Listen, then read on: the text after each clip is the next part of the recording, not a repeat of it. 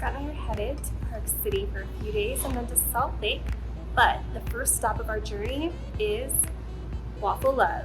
It is one of our must-go-tos every time we're in the Salt Lake area. So delicious.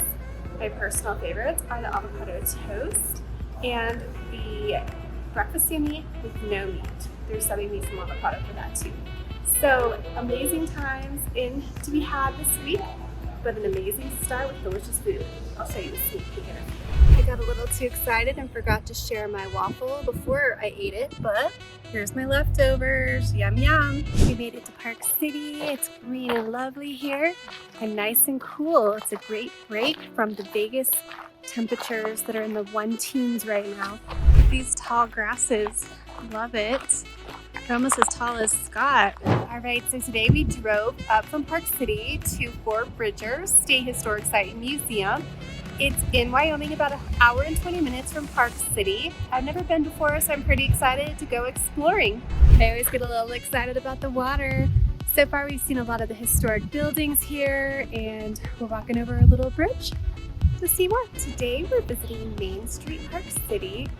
It's kind of like your typical touristy area with all the shops and such, but it's just lovely here. It's one big hill up and down, but there's lots of shops that we really love here, and it's definitely a must-stop at place for us every time we come to Park City. Unfortunately, we're not here on a Sunday this visit because they have Park Silly in the summers on Sundays, and it's a big farmer's market, different kinds of vendors out here, food vendors in the street, and a lot of fun. One of the places we always have to stop is Atticus Books. It's a great little tea and coffee shop, and I always find some great gift items in there as well. Okay, so we stopped at Olive Oil and Company, where I always have to get some oil and vinegar for my house and some gifts as well. And Scott's in Rocky Mountain Chocolate Factory because a trip to Park City is not the same without some chocolate.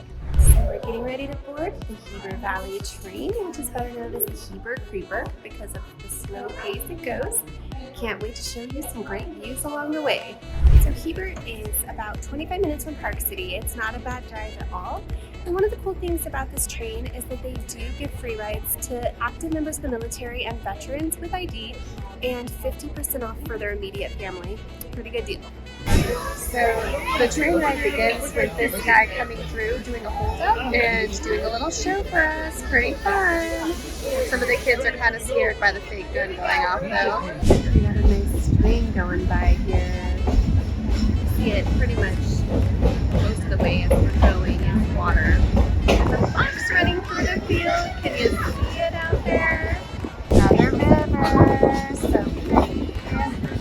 So the one downside of this train is that they move the caboose or the engine or both, and you're on the same side of the train both directions. So I'm videoing over people to get this.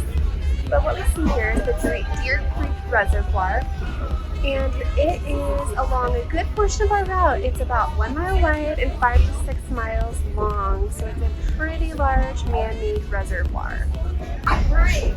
There's definitely a lot of farming along the way. We've seen lots of fields, but also some deer and other farm animals. So we didn't get enough trains, so we came to Dairy Keen, K-E-E-N, home of the trains. It's a fast food diner kind of restaurant near the train depot in Heber, and it has amazing milkshakes. They're more like blizzards in consistency, but delicious. All right, it's time for a Salt Lake Bees game.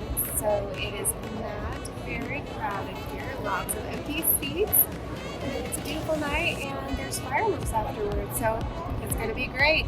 And it's the first time this year I can wear my baseball shirt visibly because the other 2 games I've been to have been too cold. On this visit to the Park City and Salt Lake area, there's a lot of things that we did not do that we normally enjoy. It's just there's so much to do and so little time when you're coming for a quick few days. We really enjoy Lagoon, which is the amusement park and water park here. The Salt Lake Zoo is super nice, definitely worth a visit. There's also a ton of great hiking trails and lakes for people who enjoy the water sports. So there's a wealth of things to do, the ghost tours and things like that hopefully we can share with you on another visit.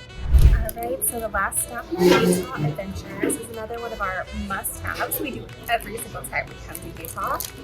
Taco times crisp bean burrito. Delicious.